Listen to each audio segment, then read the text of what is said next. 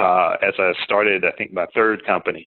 He said, if you don't have an instance every single week where you ask yourself, what am I doing? Why am I doing this? I want to quit. He said, if you don't have that once a week, you're not doing this right, because it should be hard. It should be challenging. Thanks all for tuning in to Dreamcatchers, where we make things happen.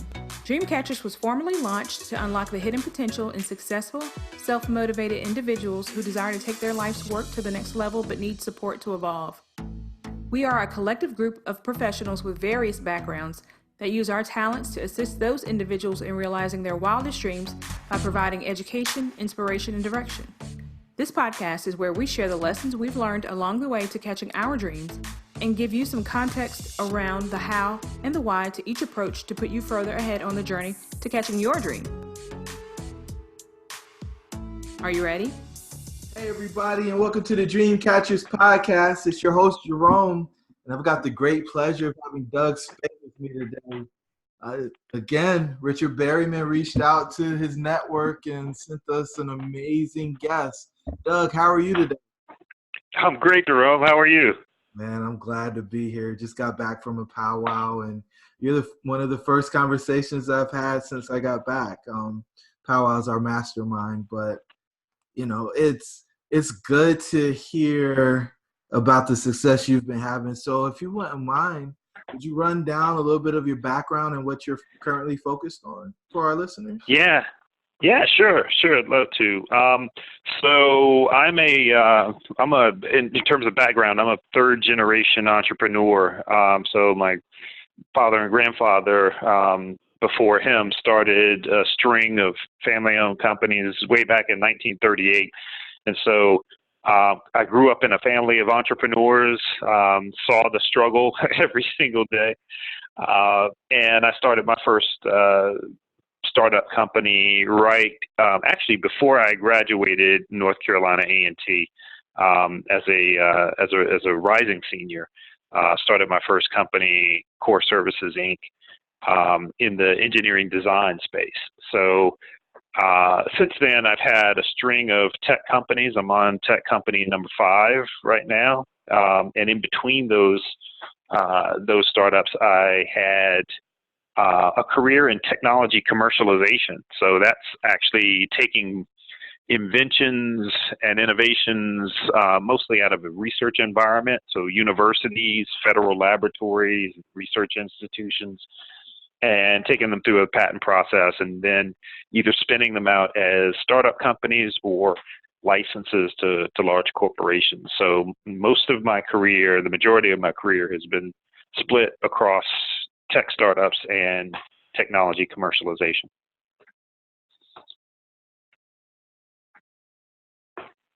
Wow. So 1939 was when it all started. How did you guys get into entrepreneurship, and what did that business look like?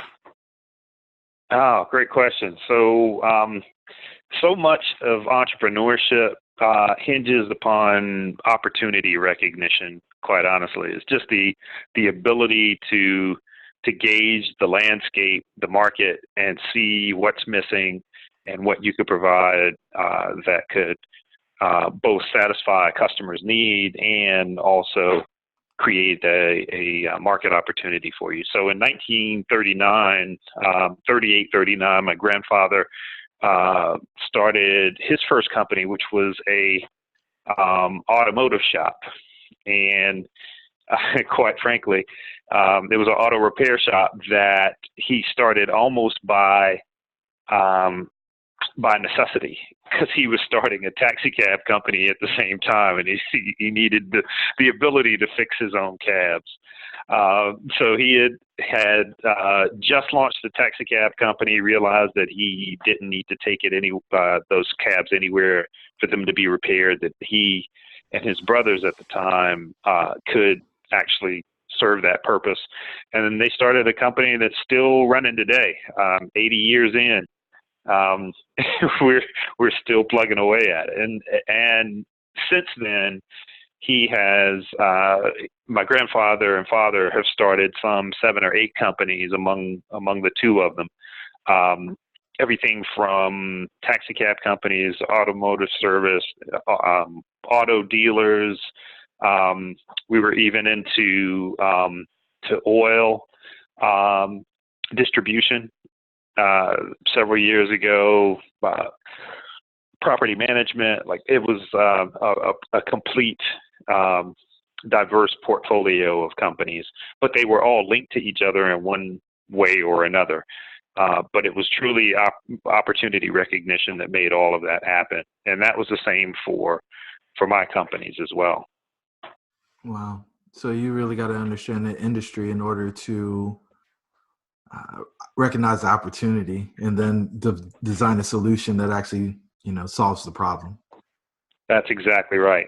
That's exactly right. So to give you a little bit of context, in my first startup right out of school at A&T, I had a classmate, Landry Shore, and I had done engineering internships the summer after our junior year. And we both were managing engineering drawings and CAD drawings for major Fortune 100 companies.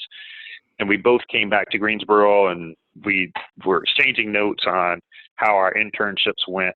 And we realized that if we, as two young, 22-year-olds, were managing all of this engineering data for these multi-billion-dollar companies, that there may be an opportunity for us to manage the engineering data and drawings for multiple companies in the space. So we decided to form a company and start prospecting, reaching out. We actually used our status as students at the time to call out to CEOs and chief technical officers and chief engineering officers under the auspices of doing research. And those companies, most of them signed on as clients downstream. Our first two clients were Procter & Gamble and Miller Brewing Company. That's a big deal. I mean, those are big fish. How do you land those guys? I mean, so there had to be a pretty tough conversation to transition from, hey, we're doing research, to we've got something that's going to solve a problem for you.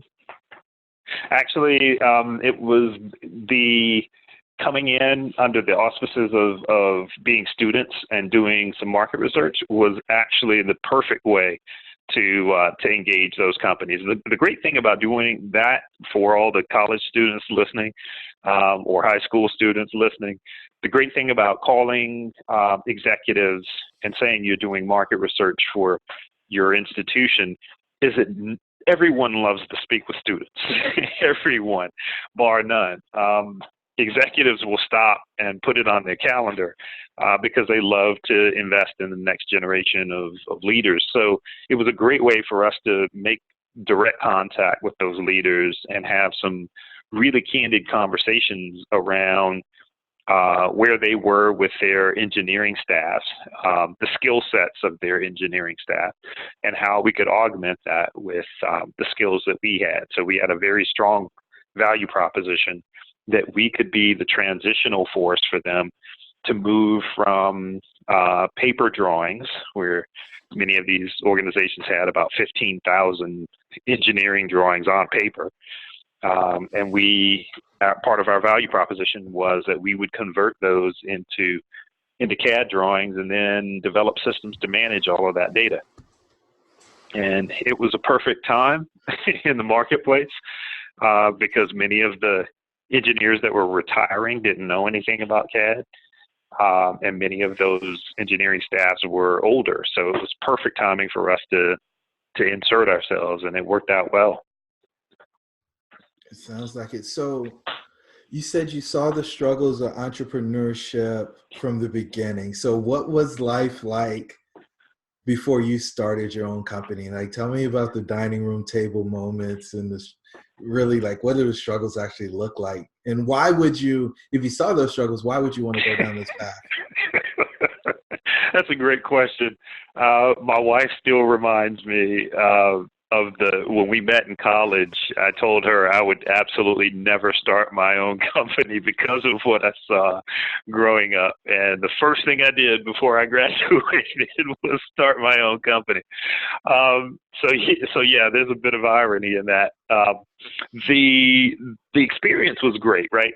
So my father in particular was really adept at being able to pick geographic regions that needed services. And so I got to see him interact with customers in the Black community, in the white community, in the business community. I went along for the ride for many of those meetings and engagements.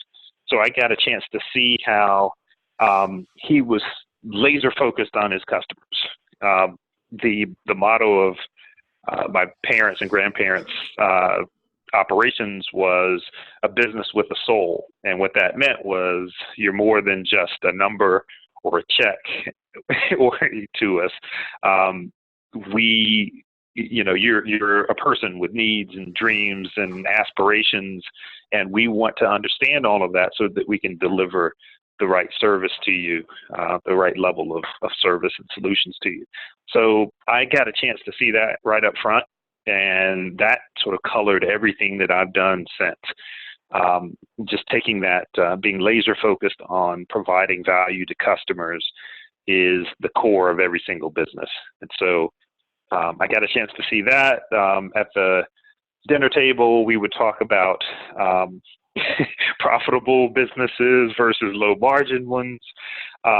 We got a chance to talk about team building and what it took for them to build successful organizations and sustain teams. There were a lot of bad calls on personnel, but that just comes with the territory when you're growing, right? You're not going to get all of them right.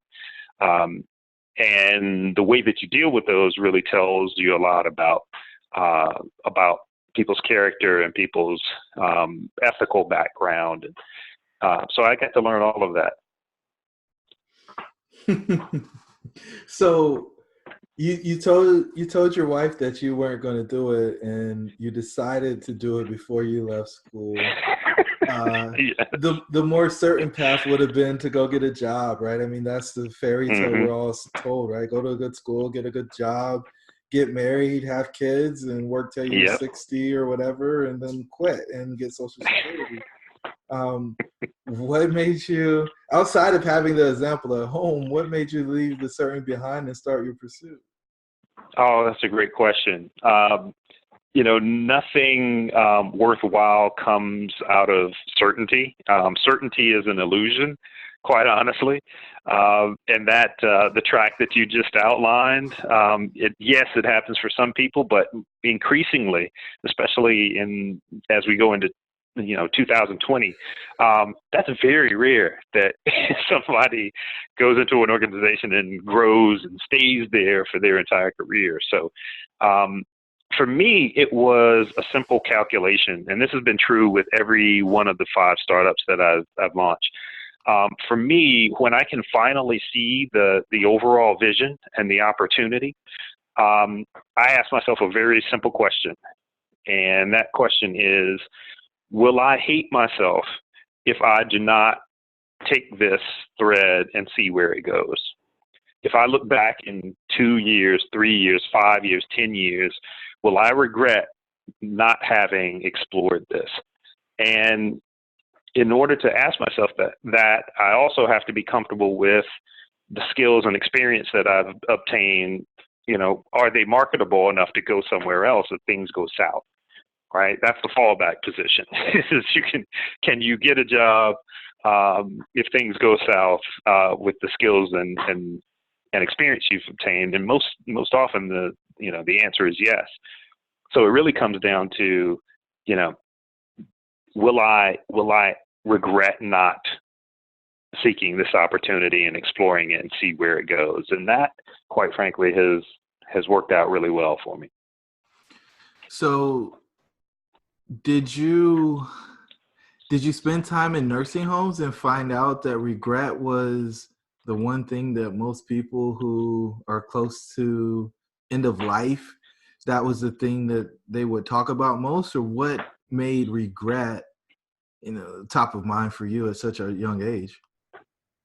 Well, it was really that, the world is a really big place, right? And if you simply work with the small set of experiences and knowledge that you have, and don't grow and expand those every single day, learning about new markets, learning about new opportunities, learning about new segments of business, you're really limiting yourself tremendously. So for me, when my eyes started to become wide open, when I started to do internships and meet with executives, when I started, quite frankly, when I started reading the Wall Street Journal back then, for me, that was like the best both entertainment and information I could possibly find, because there were all types of businesses that I didn't even know existed. And so for me, it was, when I was in college, I would go to the library, read all the Wall Street journals, find out about all of these different business verticals and markets that I had no idea existed. And for me, it was more of, these sound so interesting, so fascinating, and quite frankly, so lucrative that I've got to explore them. I've got to get out there. I've got to see what there is, what the world has to offer. So it was more about doing that and not having the regret of just kind of playing it safe. That really drove me. So did you get a call to action prior to when you actually started your venture in school that you refused or said that you weren't going to do it?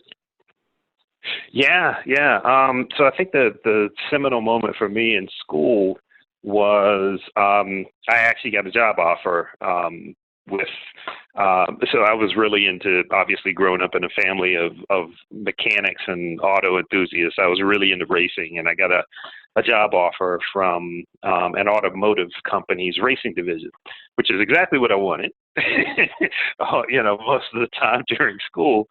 But when I got the call, I really thought about, hey, is this going to be one of those situations where I go in and work my way up from, the bottom of the ladder within an organization and go through all of the steps to try and climb the ladder?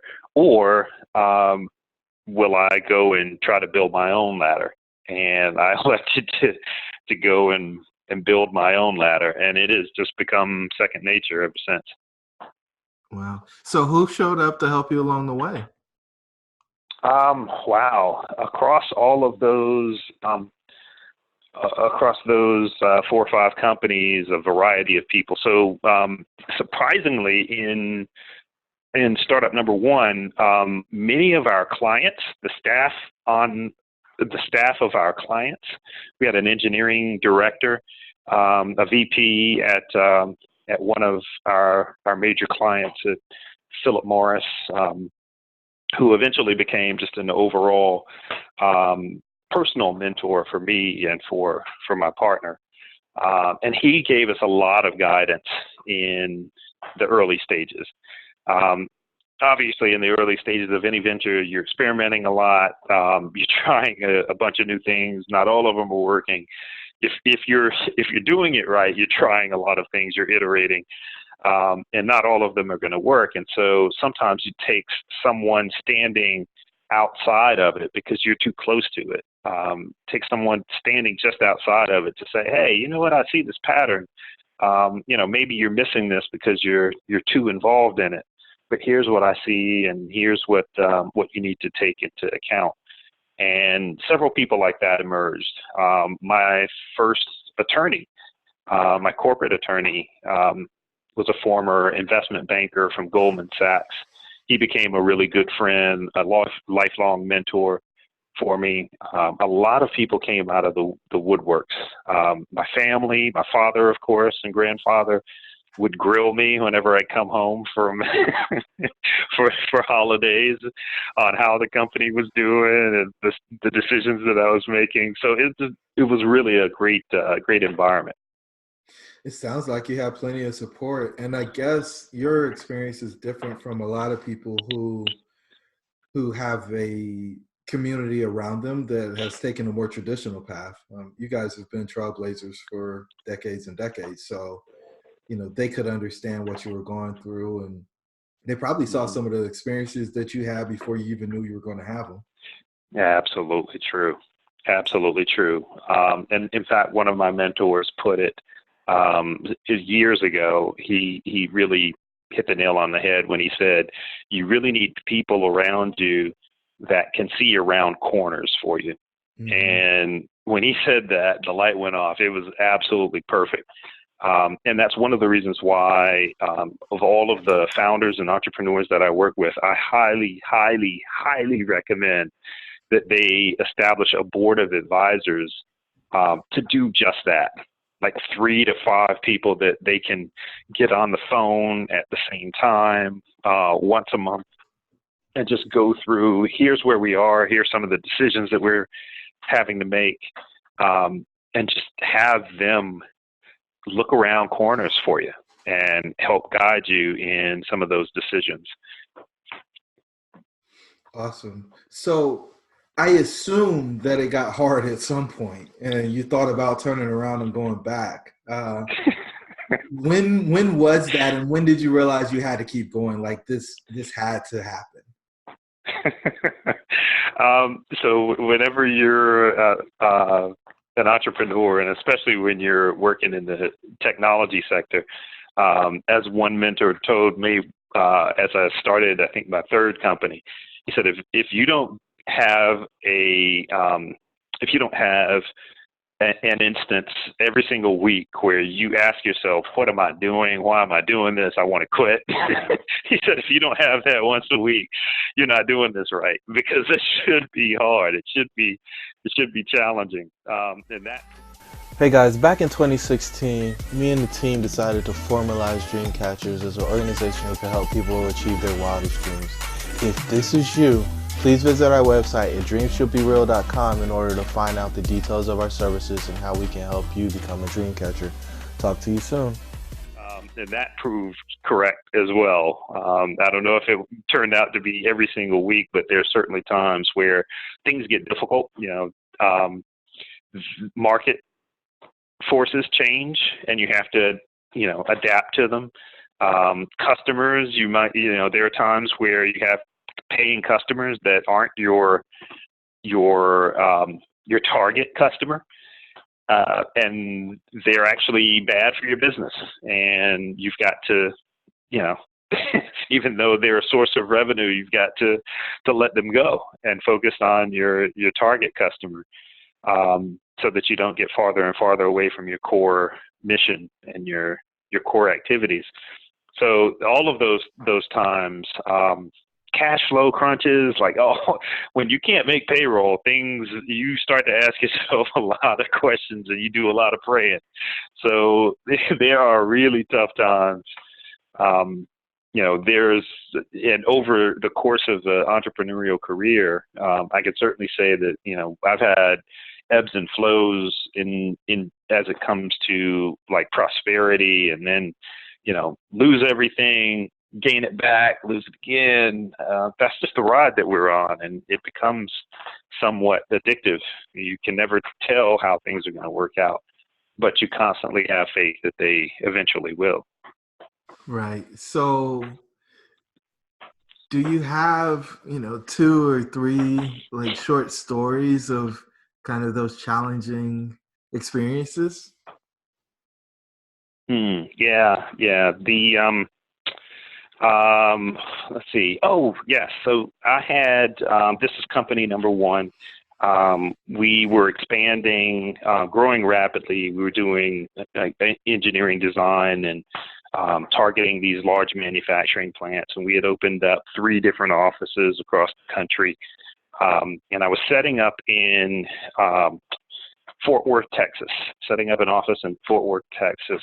And one of our clients, where we were expanding into different services beyond engineering, one of our clients noticed that we didn't follow a certain procedure to bring on new employees that would be on site at their place. And the customer just, I don't know whether it was just general skepticism of two young black men with this company in 3 or 4 states expanding too quickly, or if we really had just dropped the ball on a process step. And one of our customers sued us. They brought in their team of high-powered attorneys and took depositions. I mean, it was a horrible experience because we didn't think that we had done anything wrong. Simply, we were just trying to expand into other services, had made commitments to new employees, and all of that fell apart with that client. We wound up having to let the new employees go. We still wound up keeping that client over the long term, but it was a really uncomfortable experience for us. But we learned a lot through it. We learned to be even more focused on process and making sure that we were going through the right steps in every single move that we made. And if we didn't know the right steps, for us to bring on the right expertise. So a lot of good came out of that, but man, it was tough. It sounds like it was tough. Those things are uncomfortable for sure, right? Mm-hmm. So, absolutely. What was your worst fear in going through the process, and how'd you break through it? There was, once again, it goes back to surrounding yourself with the right people. There were employees that we had on board that stuck with us. They had faith in the two of us. They had faith in what our company was doing. And they didn't turn tail and run. And so to this day, I'm really grateful for a group of core employees that really stuck it out with us and encouraged us along the way when we got down. The same is true for the advisors that we had around us as well. And this goes back to my recommendation for all entrepreneurs, to have advisors around you who know what's happening with your business. When and if things go south and things become really tough, they already have a background on what you're doing, what you're about, how you operate, and they can really be a source of tremendous support for you when you're going through tough times and making tough decisions. So our little constellation of advisors that we had around us at the time were extremely valuable, and we could go to them with anything. Our relationship was purely candid. Like, we would tell them the good, the bad, and the ugly, and they would help us and provide their wisdom in return, and that helped us through a number of times. And that scenario played itself out over almost all of my startups. So were you guys paying the advisors, or were they donating just as a contribution? Great question. Yeah. So initially, the good thing about advisors is that advisors are really just volunteers that believe in you. As individuals, they believe in you, as see potential in you, and they want to help support you. And so for us, it was at the time we were probably meeting with advisors or having a call with advisors once a quarter, and so we were very sensitive about we didn't want to waste anybody's time, right? So we'd have a 1 to 1.5 hour call once every 3 months. And we just lay it all out for them. Here's what's going on. Here's where we are. Here's the next milestone we're pushing towards. Here's what we need. And those folks would, in some cases, like, make calls for us, make introductions to potential customers or employees or, investors, whatever the case may be. So that first level, that board of advisors level, is uncompensated. Or at least in my cases, it's been uncompensated. However, there have been situations where I've elevated advisors to board of directors, and that means they actually have a stake in the company. I give them equity, a small piece of equity for their contribution because we want them vested in our success. And so they're actually shareholders in the company, and it's not just a volunteer effort to help out, and give advice. There's actually a material motivation for it. Mm-hmm. That's beautiful. And the progression of the promotion, I assume, is directly aligned with their contribution. So that's beautiful. So was there a point when everything was on the line, and did you ever hit rock bottom? I've hit rock bottom probably 3 or 4 times. And it's just the way things go. I've had people say to me, hey, I'd never be able to go through that ebb and flow of having so much and then losing it all and then trying to work and have it back. And I actually tell them, well, then you never really know what your potential is until you've gone through all of that stuff. Because, metal's forged in a crucible, right? So tough times are just a part of this journey. So yeah, I've been to the mountaintop and back, and then back up and then back down several times, all for different reasons. Sometimes investing in spaces. One of the most detrimental things for me is when I've actually invested in spaces that I didn't know well, industries that I was not really close to, and also ones where there was just really bad market timing. So I made some major investments in real estate, in a real estate company that I had just prior to the 2009 recession.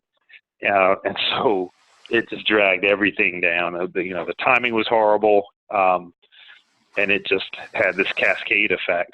And so one of the things that I've learned as a result of that is, even though some industries are popular, and of course real estate is once again really hot, everybody's trying to get into it, everybody's trying to own property. Although some industries rebound and it seems like they're hot again, stick with the ones that you know really well. And for me, that's technology. I grew up a tech geek, absolutely love new technologies and innovations. I follow them continually. And so for me, I try to stick to the areas that I know well, and that's mostly in the tech space. Makes sense. So are you doing real estate? I'm a real estate investor. Do you do any real estate anymore, or you're totally out the game now? I own some property, but I don't do it actively. Okay. Yeah, it's a space where I feel real estate is a solid business and a solid market, and is a great way to grow your net worth. No question about any of that. But the question for me is, how am I motivated? Does it really excite me when I get up in the morning? For me, the answer is no. Yeah. But I do feel that way around tech. And so that's another thing for young entrepreneurs to know is what really gets you going? What motivates you? What excites you? Because you're going to have hard days where it's going to be a struggle to get up in the morning on some days and get to work. And you're going to need that extra motivation. Like, hey, I really love what I'm doing. And for me, that's always been in the tech space. Beautiful. So what's been the reward for enduring this arduous journey, Doug? I mean, you've been up, you've been down, but what's been the most rewarding part of it all?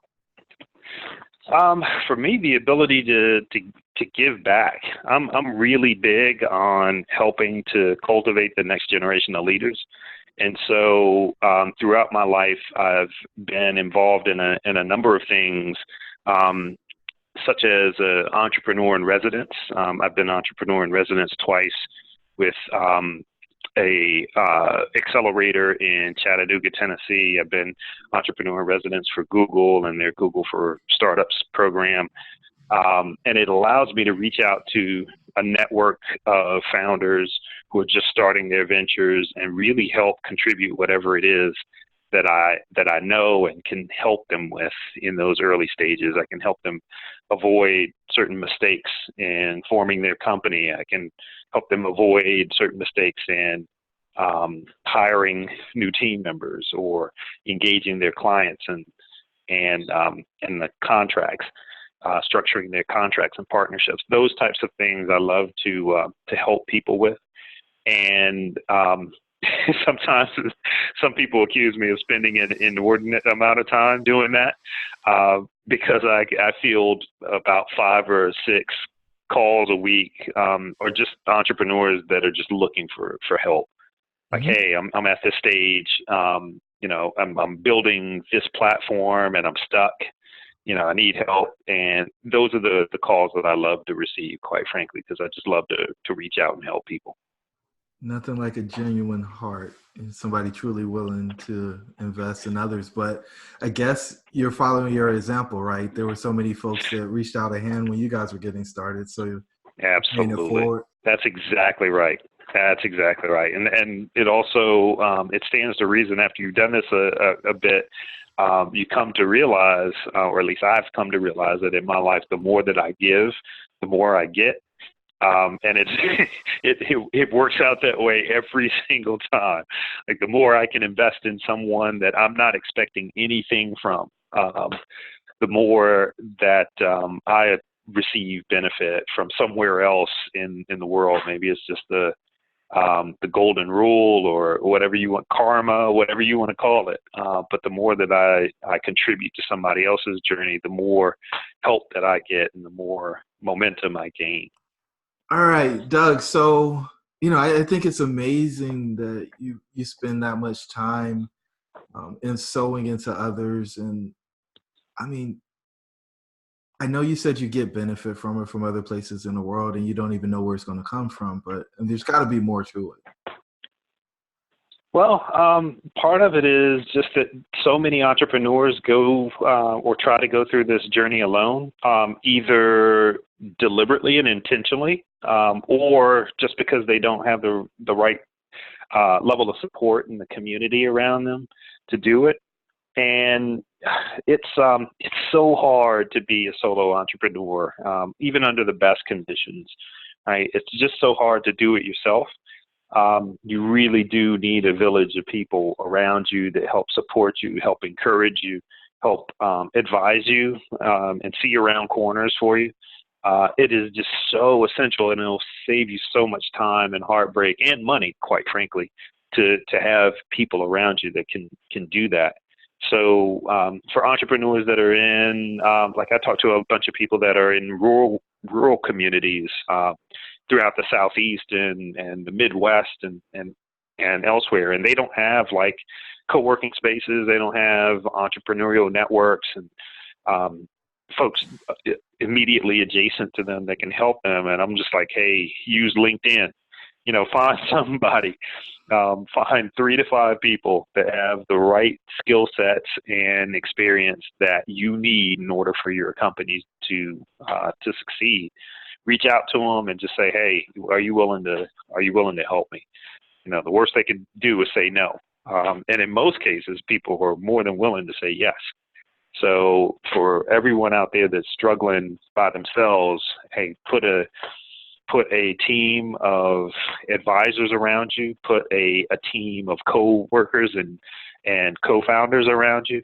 As the old adage says, if you want to go fast, go by yourself. But if you want to go far, go with others, right? So it's absolutely critical that you have a village around you. So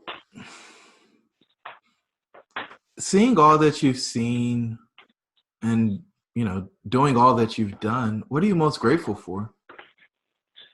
What am I most grateful for?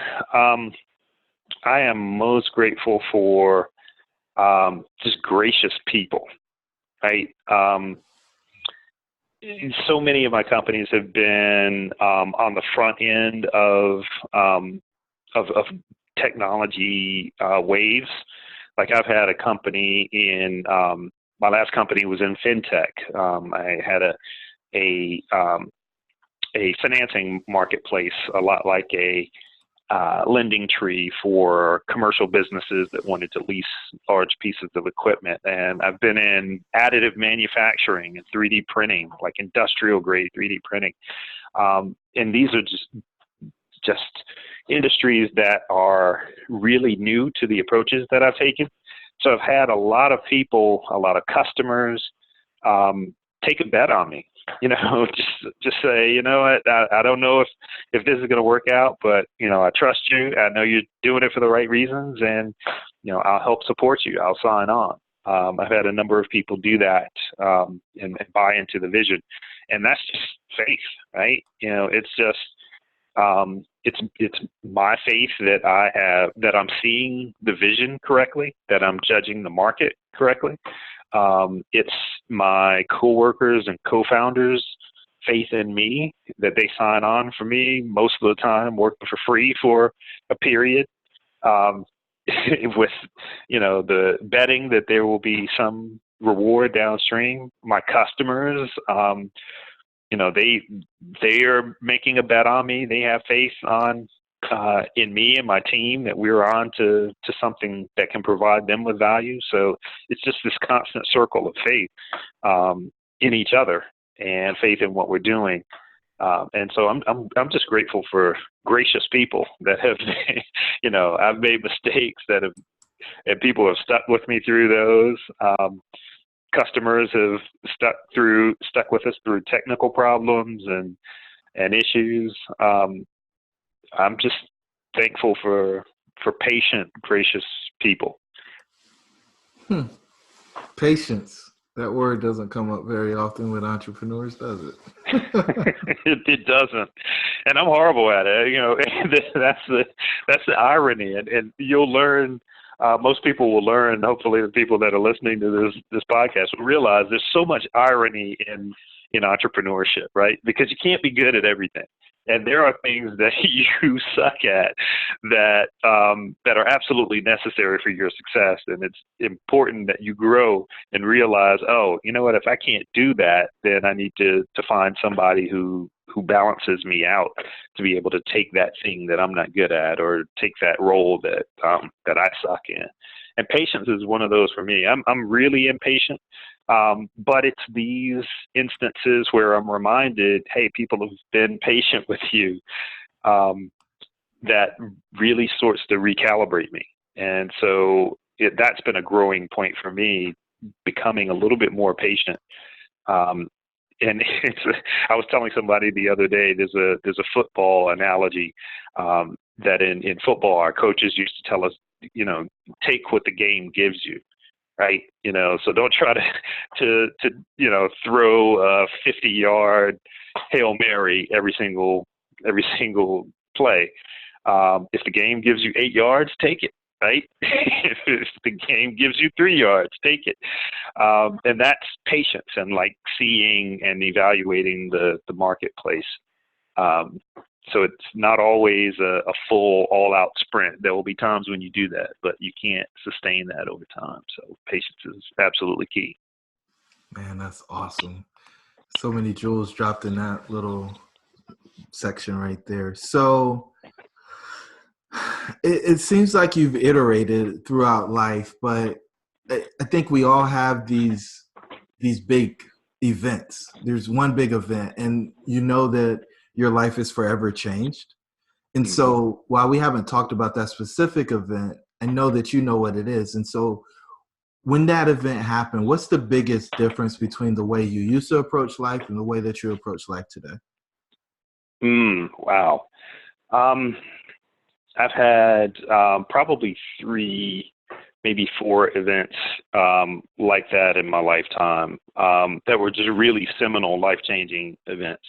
And most of them centered around two or three major key things. One of them is resilience, right? The ability to bounce back. Things are going to happen to you in life. You treat them like lessons. as my grandfather used to tell me, you pay tuition for an education, which meant that, you're going to, you're going to go through rough spots, but if you're learning from it, it'll all be worth it. And then I would say, being able to empathize with folks. I was the only son. So I had three sisters. I was the only son. So I was quite spoiled growing up. And so empathy wasn't really my thing for so many years. And I realized just how important empathizing with people and really seeing things from their perspective, putting myself in their shoes, gave me a completely new perspective. Right? Things that I had never even considered before. If you'll just put yourself in somebody else's shoes, you'll start to see that there's a whole big world out there, and in a lot of different ways to look at the same thing. And the last thing is just growth mindset. All too often, especially for Black entrepreneurs and Black founders who've come from, relatively modest beginnings, right? We tend to focus on what we don't have, and to some degree kind of put our arms around and safeguard the little bit that we do have without thinking of, looking at it from a growth mindset. Like the world is full of abundance. The world is full of opportunity. The world is full of, great growth lessons, and we need to embrace it. And that's been a recurring theme throughout my life, is really just opening up and realizing and embodying this growth mindset that the world is full of abundance. It's out there for me to go get it. And that has helped inspire me tremendously. Without question. So 2 more questions. And the first one is, what gift are you giving the world? Wow. I would say the key, one of the gifts that I give the world, and internally with our team, we call it our personal superpower, right? My personal superpower is to be able to see gaps and market opportunities that don't currently exist or that nobody else has seen. So being able to take 2 markets, for instance, that have similar challenges, where they could be combined, an approach for both of those markets could be combined. Let me give you an example. So right now I'm just launched a company called Annex Tech Partners. And what we do is help large corporations to divest of technology products, and software packages essentially that they've created. But we help them divest of those in a way that creates growth opportunities for young Black and brown entrepreneurs. So on the one end of the spectrum, you have corporations that invest a tremendous amount of money in new products, new software packages, and the like. And for a number of reasons, those product lines aren't generating the types of returns that those corporations expected. And so many times, corporations like IBM and SAP and Oracle and Microsoft and others will literally just shut them down. They'll just shut down those products just because they're too small for them to care about.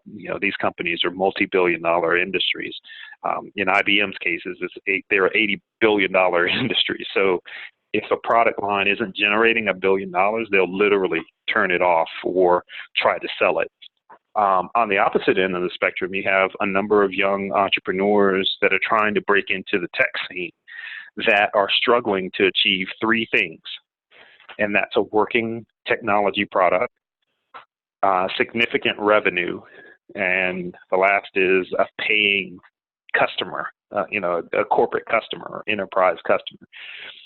And those are the 3 things that corporations have in spades. So what we do is we actually take those, we acquire those products that are too small for the corporations to care about, but are very profitable businesses, often doing 15, 20 million in annual revenue. And we extract those, create a new company around it, and hire early career technical talent, mostly Black, Latinx, LGBTQ talent, and put them around these products so that we can grow and scale them. And that's a perfect example of what I've done for most of my career, is just take and see needs and gaps very differently from everybody else, and try to create a new solution to fit those markets and bridge those two worlds. Wow. That's impressive. So what's the one thing you would want a listener to take away from this conversation if, they didn't hear anything else from you? Wow, the one thing, that's a tough one because there's so many things. I would say the most important is surround yourself with advisors. Don't go it alone, right? Find advisors, mentors, if you want to call them that, that you can get on the phone all at the same time once a month and run your updates and challenges by. And you'll be amazed at what happens. There have been times where I've gotten 5 people on a call that I really trust, that are close advisors and mentors, and I've literally just dropped a problem in the middle of them and just stood back and watched them figure it out, because I'm too close to it and I can't figure out how to solve it. And I've literally just dropped the problem in between them, and they worked it out within an hour. And I've just been amazed. But that's the beauty of having those types of minds all together in the same conversation. So have you had a coach for your business or done masterminds? Yes. In fact, I occasionally help create masterminds for different groups in and around Durham and some of the markets that I work in, because I think that's absolutely necessary. That's like a first step to establishing your own board of advisors, and it's great practice, and I highly, highly recommend it. Yeah, I was just thinking about some of the stuff we worked out at the powwow over the weekend for people, and I was just like, yeah, this sounds exactly the same way, except a little less formal, but still effective. So the thing that I worry about without it being formalized is, the vested interest in actually solving the problem for the person. That's exactly right. Yeah, that's the the line that you walk. But if you're just starting out, for founders who are just starting out or they're working by themselves, even just having that mastermind group is like 10x better than going it alone. Right? Mm-hmm. It's 10 times better. So it's a great first step to prepare yourself for going to the next one to a formalized board. Wow. Well, this is awesome, Doug. I really appreciate your contribution to the Dreamcatchers community. And if there isn't anything else, I'll swing it over and tell you guys, if you made it to this point of the conversation, you really enjoyed what Doug had to share with you today. And I'd appreciate you sharing it with those folks in your community, giving us a rating and review if you haven't done so, and subscribing so that you can get updated the next time the podcast drops. Doug, thanks again, man. This was awesome, and we'll talk soon. Thank you, Jerome. Absolutely. Thanks a lot for doing this. This is absolutely necessary for our community. I appreciate it. Thank you. Thank you for joining the tribe today. We would love to hear from you.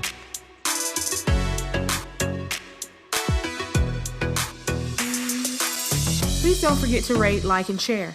Perhaps someone you know could benefit from what we've discussed.